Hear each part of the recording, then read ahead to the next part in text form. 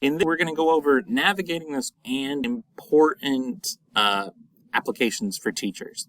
So first thing we want to do is start at our school website. This will be your homepage when you launch Google, unless you change it.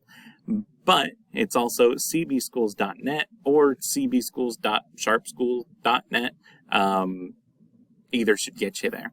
So this is what our main homepage looks like. If you are ever in need of something that has to do with your school specifically, if you are the high school or the elementary school, there is a drop down up here at the top left where I can click on that and select my school. So say I wanted to just look at the high school for right now. I would click that and it would bring up the high school information. Now, the information you find in these drop downs is going to be different depending on what school you're in. For right now, I want to just go to the district. These are things that apply to the entire district. And then I'm going to click on staff. Now, a drop down does come down, but that's just didn't have enough room for everything that we have in this section. So I'm going to click on staff and we're going to pull that up. And you'll see that we have several options to choose from. So at the top here, we have two buttons. These were kind of commonly used, so they became buttons. So we have our maintenance help desk request ticket, and we have our technology help desk request ticket. So if you need help with maintenance or technology, you can fill those out there under this staff tab.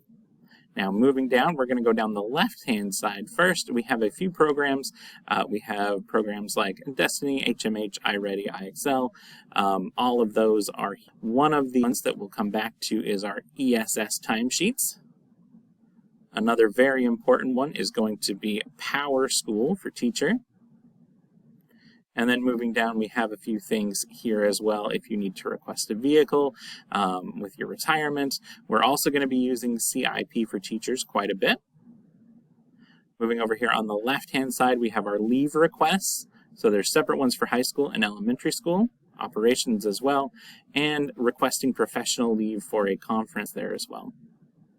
Applications to use the facilities. This would be if you wanted to use, say, the gym for a fundraiser. Moving down, if you're in the high school, we have our referral system here.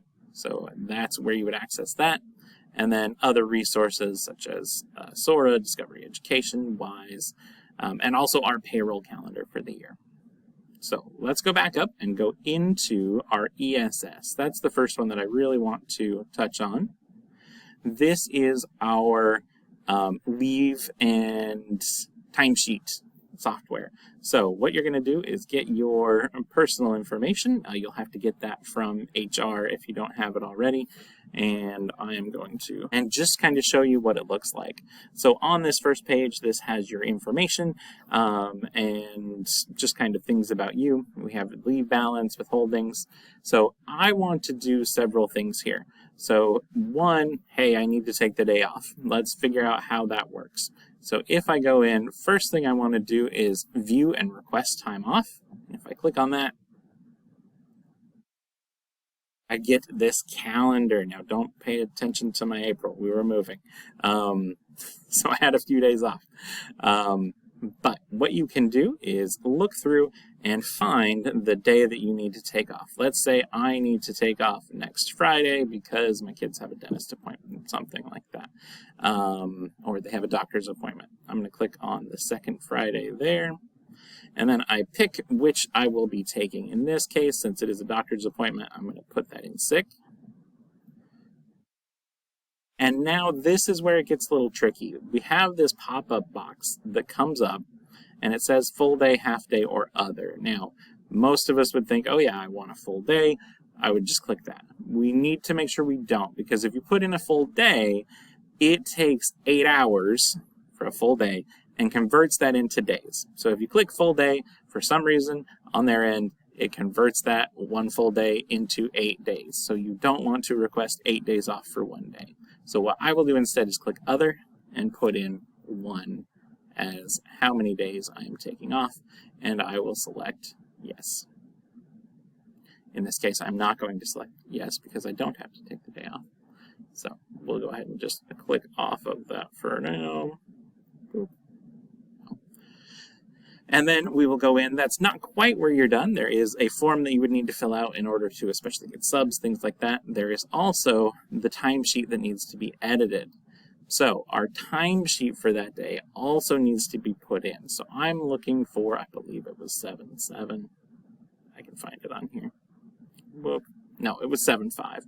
So here I can go into my timesheet and add those hours. So I want to click add, and then it brings up this whole section here. Since that was sick time, I want to put in the attendance code first, and I can type in SIC, or I can scroll all the way down if I'm not 100% sure which type of time I'm taking. And there's sick time right there. So I can click on that, and I am doing, again, just one day.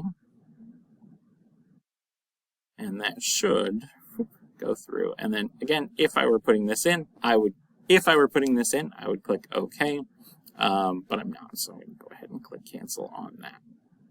So hopefully that's a little bit helpful on how to get this information in.